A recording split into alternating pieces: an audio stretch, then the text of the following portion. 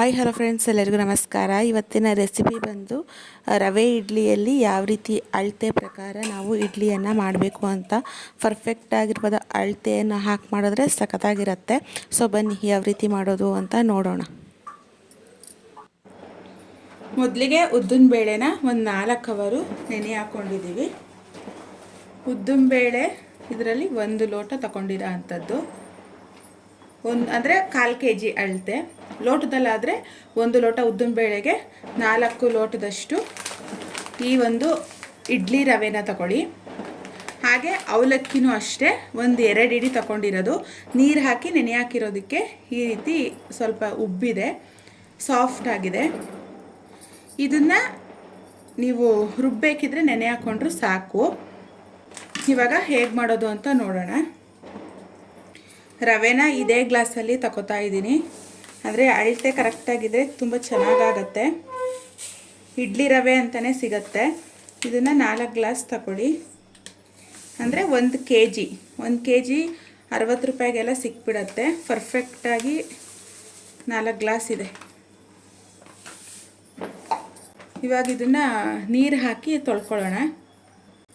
ಈ ಥರ ಇಡ್ಲಿ ಸೂಜಿ ಅಂತ ಸಿಗತ್ತೆ ಎಲ್ಲ ಬ್ರ್ಯಾಂಡಲ್ಲೂ. ಕರೆಕ್ಟಾಗಿ 1 kg ಅಷ್ಟು ಇದೆ. ಇದಕ್ಕೆ ನೀರು ಹಾಕ್ಬಿಡೋಣ.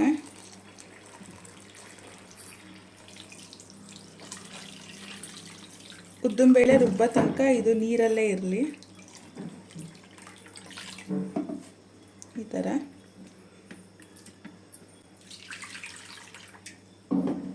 ಇಷ್ಟು ನೀರಿರಲಿ, ಇದು ಮುಳುಗುವಷ್ಟು ನೀರು ಇರಲಿ. ಸೊ ಇದನ್ನು ಒಂದು ಸೈಡ್ಗೆ ಎತ್ತಿಟ್ಬಿಡೋಣ. ಮಿಕ್ಸಿ ಜಾರ್ಗೆ, ಇದು ಸಂಪಣ ರುಬ್ಬುವಂತಹ ಮಿಕ್ಸಿ ಜಾರೆ. ಇದು ಅದೇ ತಿರುಗಿಸತ್ತೆ ಒಳಗಡೆ. ಸೊ ಇದು ಕನೆಕ್ಟ್ ಮಾಡೋ ಅಂಥದ್ದು. ಉದ್ದಿನಬೇಳೆ ಹಾಕ್ತೀನಿ. ನೀಟಾಗಿ ತೊಳೆದಿಟ್ಟಿರುವಂತಹ ಉದ್ದಿನ ಬೇಳೆ 1 ಲೋಟದಷ್ಟು ನೆನೆ ಹಾಕಿರೋದು. ಇದು ಡಬಲ್ ಆಗಿದೆ.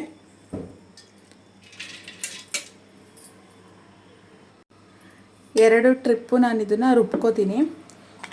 ಗಟ್ಟಿಯಾಗಿ ನುಣ್ಣಗೆ ನೈಸಾಗಿ ಇದನ್ನು ರುಬ್ಕೊಳ್ಳಿ.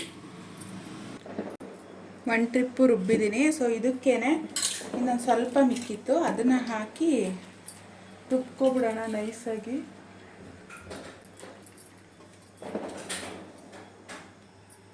ಇವಾಗ ಉದ್ದಿನಬೇಳೆ ರುಬ್ಬಿರೋದನ್ನ ಒಂದು ಪಾತ್ರೆಗೆ ಹಾಕ್ಕೊಳ್ಳಿ. ನೋಡಿ, ಇಷ್ಟು ತಿಕ್ನೆಸ್ ಇರಬೇಕು, ನುಣ್ಣಗಿರಬೇಕು, ನೈಸಾಗಿ ಇಷ್ಟು ತಿಕ್ನೆಸ್ ಇರಬೇಕು.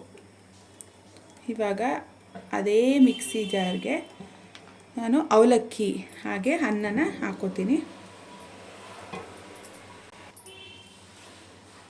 1 ಇಡಿಯಷ್ಟು ಅನ್ನ ಇದ್ದರೆ ಹಾಕ್ಕೊಳ್ಳಿ, ಇಲ್ಲಾಂದರೆ ಬೇಡ. ಅವಲಕ್ಕಿ ನೀರೆಲ್ಲ ತೆಗೆದುಬಿಟ್ಟು ಹಾಕ್ಕೊಳ್ಳಿ. ಇದು ಬಂದು ಗಟ್ಟಿ ಅವಲಕ್ಕಿ ಹಾಕಿರೋ ಅಂಥದ್ದು. ನೀವು ಪೇಪರ್ ಅವಲಕ್ಕಿನೂ ಹಾಕ್ಕೋಬೋದು, ಗಟ್ಟಿ ಅವಲಕ್ಕಿನೂ ಹಾಕ್ಕೋಬಹುದು.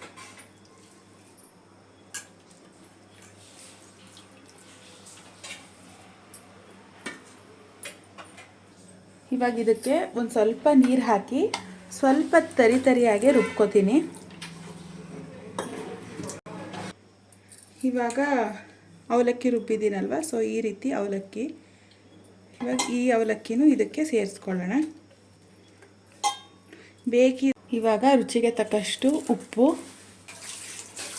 ಸೋಡಾ ಇದನ್ನು ಅಷ್ಟೇ ಒಂದು ಚಿಟಿಕೆ ಹಾಕ್ಕೊಳ್ಳಿ. ಅವಲಕ್ಕಿ ಹಾಗೆ ಉದ್ದಿನಬೇಳೆ, ರುಚಿ, ಸೋಡಾ, ನಂತರದಲ್ಲಿ ಅನ್ನ, ಇದಿಷ್ಟು ರುಬ್ಬಿರೋದು ನೋಡಿದ್ರಿ ಅಲ್ವಾ.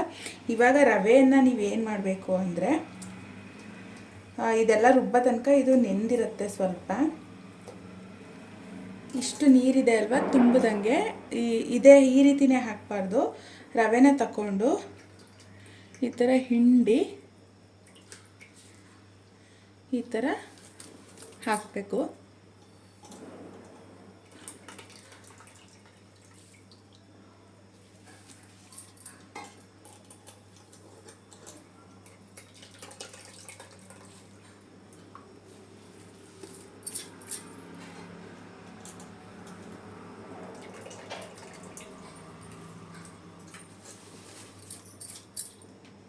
ನೋಡಿ, ಪೂರ ರವೆ ಹಿಂಡಾಕಿದ್ದೀನಿ.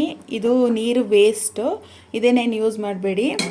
ಸೊ ಇವಾಗ ಇದನ್ನು ನೀಟಾಗಿ ಕೈಯಲ್ಲಿ ಕಲಿಸ್ಕೊಬಿಡೋಣ. ಈ ಉದ್ದಿನ ಸರಿಲೇ ಕಲಿಸ್ಕೋಬೇಕು. ಆಮೇಲೆ ಬೇಕಿದ್ರೆ ಬೇರೆ ನೀರು ಹಾಕ್ಕೊಳ್ಳೋಣ, ಅಂದರೆ ಹಾಕೋ ಅವಶ್ಯಕತೆ ಇರಲ್ಲ. ಈ ಉದ್ದಿನ ಸರಿಯಲ್ಲೇ ನೀವು ಗಟ್ಟಿಯಾಗಿ ಇದನ್ನು ಕಲಿಸ್ಕೋಬೇಕು. ಯಾವುದೇ ರೀತಿ ಎಕ್ಸ್ಟ್ರಾ ನೀರು ಹಾಕಬೇಡಿ. ಈ ರವೆ ನೀಟಾಗಿ ಹೀರ್ಕೊಳ್ಳುತ್ತೆ ಬೆಳಗ್ಗೆ ಅಷ್ಟರಲ್ಲಿ, ಉಕ್ಕು ಚೆನ್ನಾಗಿ ಬಂದಿರುತ್ತೆ. ಸೊ ಮಾಡೋದಕ್ಕೆ ಇರಬೇಕು, ಬೆಳಗ್ಗೆ ಅಷ್ಟರಲ್ಲಿ ಉಕ್ಕು ಬಂದಿರುತ್ತೆ. ಸೊ ಆವಾಗ ಮಾಡೋದಕ್ಕೆ ಪರ್ಫೆಕ್ಟಾಗಿ ರೆಡಿಯಾಗಿರುತ್ತೆ. ನೋಡಿ, ಯಾವುದೇ ರೀತಿ ನೀರು ಬಳಸಿಲ್ಲ. ಆವಾಗ ಎಷ್ಟು ತೋರಿಸ್ದೆ ಅಳತೆ ಅದೇ ರೀತಿಲಿ ಕಳಿಸಿದ್ದೀನಿ. ಇವಾಗ ಇದನ್ನು ಮುಚ್ಚಿಬಿಟ್ಟು ಬಿಟ್ಬಿಡೋಣ. ಇದನ್ನು ಇವಾಗ ನೈಟ್ 10:30 ರುಬ್ಬಿ ಇಟ್ಟಿರೋ ಅಂಥದ್ದು. ಸೊ ಬೆಳಗ್ಗೆಗೆ ನೋಡೋಣ ಇವಾಗ ಎಷ್ಟಿದೆ ಅಂತ ನೋಡ್ಕೊಬಿಡಿ. ಬೆಳಗ್ಗೆಗೆ ನೋಡೋಣ. ನೋಡಬಹುದು ನೀವು, ಬೆಳಿಗ್ಗೆ 6 ಗಂಟೆ ಅಷ್ಟರಲ್ಲಿ ಇಷ್ಟು ಉಕ್ಕು ಬಂದಿದೆ, ಅಂದರೆ ಸರಿ ಬಂದಿದೆ, ಡಬಲ್ ಆಗಿದೆ, ತುಂಬ ಚೆನ್ನಾಗಿ ಈ ಥರ ಫ್ಲಫಿಯಾಗಿ ಆಗಿದೆ. ಇವಾಗ ಏನು ಮಾಡಬೇಕು ಅಂದರೆ, ಮೊದಲಿಗೆ ಇಡ್ಲಿ ಪಾತ್ರೆಯಲ್ಲಿ ನೀರು ಹಾಕಿ ಅದನ್ನು ಕಾಯೋದಕ್ಕೆ ಬಿಟ್ಬಿಡಿ. ಆ ನಂತರದಲ್ಲಿ ಇಡ್ಲಿ ಪ್ಲೇಟ್ಗೆ ನೀವು ಎಣ್ಣೆ ಸವರಿ ಈ ಒಂದು ಹಿಟ್ಟನ್ನು ಹಾಕಬಹುದು, ಅಥವಾ ಬಟ್ಟೆ ಮೇಲೆ ಅಥವಾ ಇಡ್ಲಿ ಕವರೇ ಬರುತ್ತಲ್ವ, ಸೊ ಅದ್ರ ಮೇಲೆ ನಿಮ್ಗೆ ಯಾವ ರೀತಿ ಬೇಕೋ ಆ ರೀತಿ ಹಾಕೋಬಹುದು.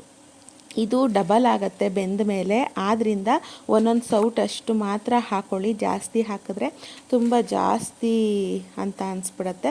ಸೊ ಇದು ಹಾಕಿ ಟ್ಯಾಪ್ ಮಾಡಿಬಿಟ್ಟು ಒಂದು 1/4 ಗಂಟೆ ನೀವು ಇಡ್ಲಿ ಪಾತ್ರೆಗೆ ಹಾಕಿಬಿಟ್ಟು ಬೇಯಿಸಿ. ಯಾಕೆ ನೀವು ಮೊದಲೇ ನೀರು ಇಟ್ಬಿಟ್ಟು ಕಾಯೋದಕ್ಕೆ ಇಡಬೇಕು ಅಂತ ಅಂದರೆ, ಸೊ ತುಂಬ ಚೆನ್ನಾಗಾಗತ್ತೆ, ಬೇಗ ಇಡ್ಲಿಗಳು ಬೇಯುತ್ತೆ. ನೀವು ನೀಟಾಗಿ ಎಲ್ಲ ಹಾಕಿ ನೀರು ಹಾಕಿ ಆಮೇಲೆ ಈ ಒಂದು ಸ್ಟೆಪ್ಪನ್ನು ಜೋಡಿಸಿ ಇಟ್ಟರೆ ಅದು ಕಾಯೋದಕ್ಕೆ ಸ್ವಲ್ಪ ಟೈಮ್ ತೊಗೊಳುತ್ತೆ, ಸ್ವಲ್ಪ ಹಸಿ ಥರ ಅನಿಸುತ್ತೆ. ಆ ಕಾರಣದಿಂದ ಮೊದಲೇ ನೀವು ಪಾತ್ರೆಯಲ್ಲಿ ನೀರು ಇಟ್ಬಿಟ್ರೆ ನಂತರದಲ್ಲಿ ಇದನ್ನು ಜೋಡಿಸ್ಕೊಳ್ಳೋದಕ್ಕೆ ರೆಡಿ ಆಗುತ್ತೆ.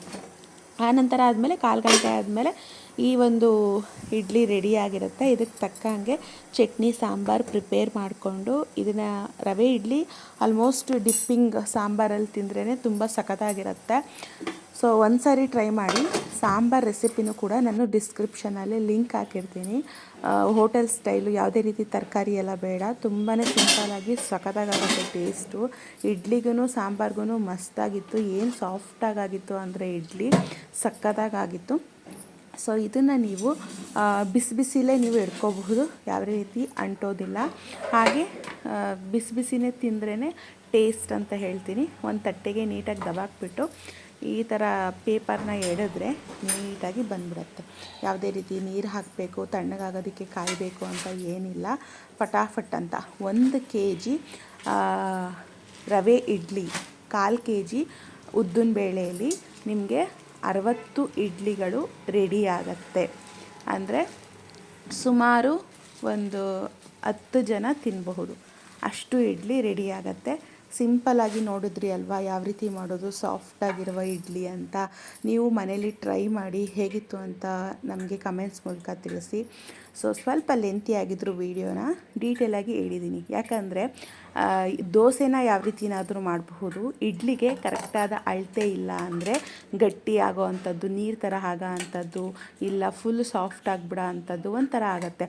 ಸೊ ಅದಕ್ಕೆ ಕರೆಕ್ಟ್ ಅಳತೆ ಹೇಳೋವಾಗ ಕರೆಕ್ಟಾಗಿರಬೇಕು.